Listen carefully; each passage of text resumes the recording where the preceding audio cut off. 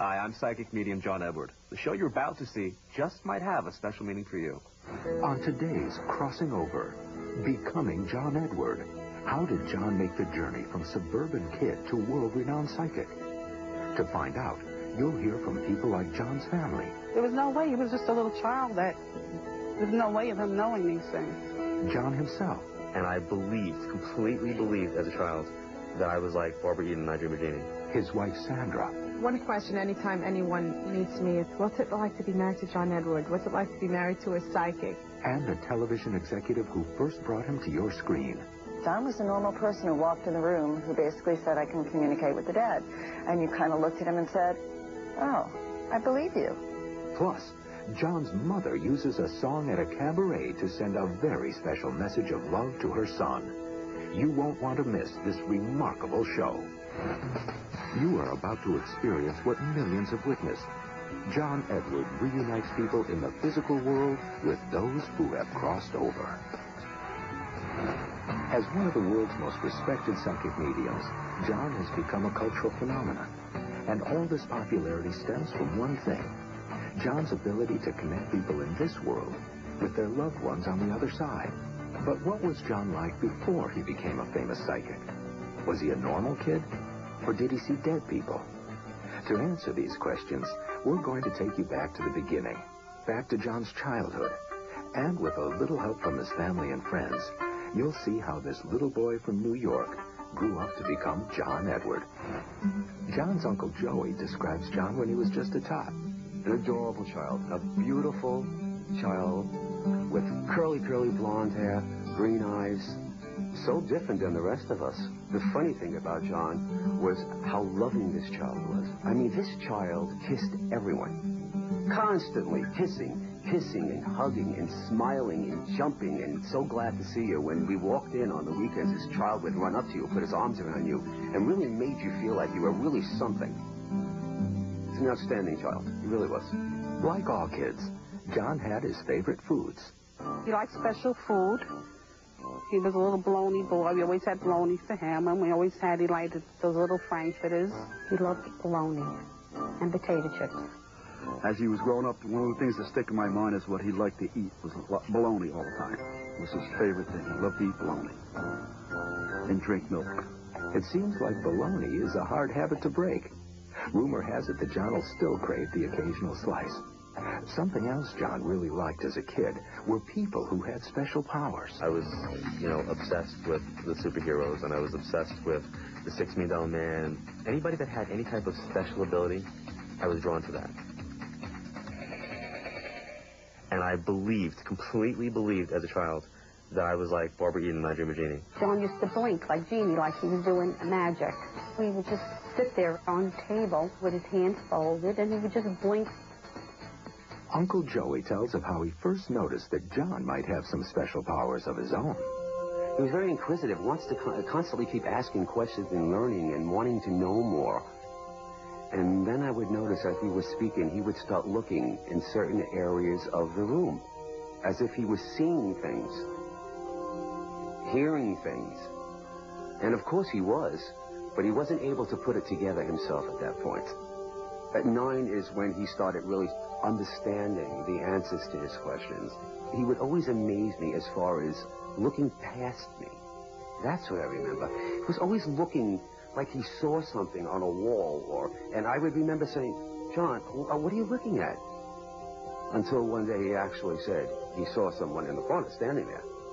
His family may not have known what to make of little John's psychic visions, but it's something they were very familiar with. John's mother used to have psychics over as family entertainment. It was her way of enjoying her relaxed time, and I believe that really relaxed her, and she believed in it. John's father, a police officer, had a very different view on psychic powers. My father hails from the military and has that kind of mindset, and although I've always found myself closer to my mother's side of the family, I have to say I adopted that same type of, very strong male dominant energy, looking at the psychic stuff as being, that's not real. John held his father's viewpoint as a boy, but he held his mother closest to his heart. They were just inseparable. I mean, they were like friends, They just loved each other, and That was their relationship. At age 10, his parents separated. John and his mother moved to his grandmother's on Long Island, where they still had the occasional psychic house party. Meanwhile, John didn't fully accept his own potential until his mother convinced him to have a reading from psychic Lydia Clark when he was 15. I went in with a major attitude. I went in trying to debunk the poor woman. I told him that I was there, that I had been brought there because he needed to develop more. He needed to get involved in this, and he was going to be working in this field and helping other people, which is why he was here. One of the reasons that he was brought to this earth was to work with people and to help them. She started off the reading talking about everything that I was going to be doing, which is what I'm doing now, that I was going to be lecturing and on TV and radio and write a book and all about being psychic. And I remember thinking to myself, obviously this woman can't be that good because she doesn't realize that I don't believe that she can do this, and she's trying to sell me on the fact that I could. After being told that it was his destiny to become a psychic medium, John immersed himself in psychic literature. He decided to take a class that was being offered by psychic Sandy Anastasi. Sandy talks about the brash young kid who needed a little push. First impression, a shy kid, oddly enough, when he first walked in, somebody who kind of stood back and checked things out. But very quickly it got past that to the kid with the loud mouth who knew it all. He was a smart aleck, there's no doubt about it. He had the quick answer. Anything not only I said, but any of the other ladies in class would say right off he had the right answer. Very quick, but also very charming. So you couldn't get mad at him.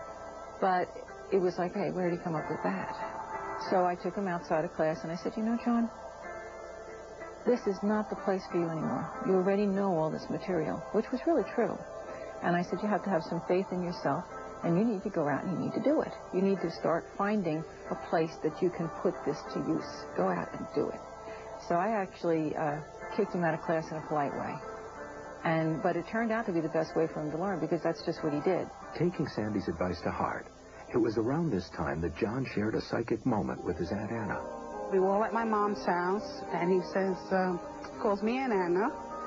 He says, Aunt Anna, come on, let's go in and, we'll do the cards. And I remember looking at my mother going, she's not taking me seriously. And my mom looked at me and she says, well, go read her. So I really, really, really, really wanted to impress her.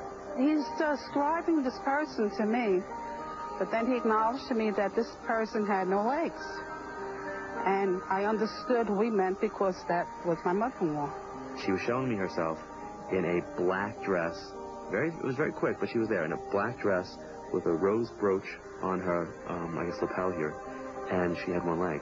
And he's talking to her, and he's looking at her, and this is looking at like a brick wall. And I turned around, and I looked, and I didn't see anybody, and I thought he was crazy.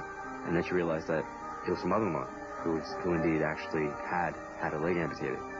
And it was amazing to see the transition in my aunt, and one of the first people in my family to start taking this a little bit more like, whoa. Coming up, the journey continues as John shares memories of losing his mother. I remember saying, dear God, please let this be real. I knew that it was, but, now it was personal.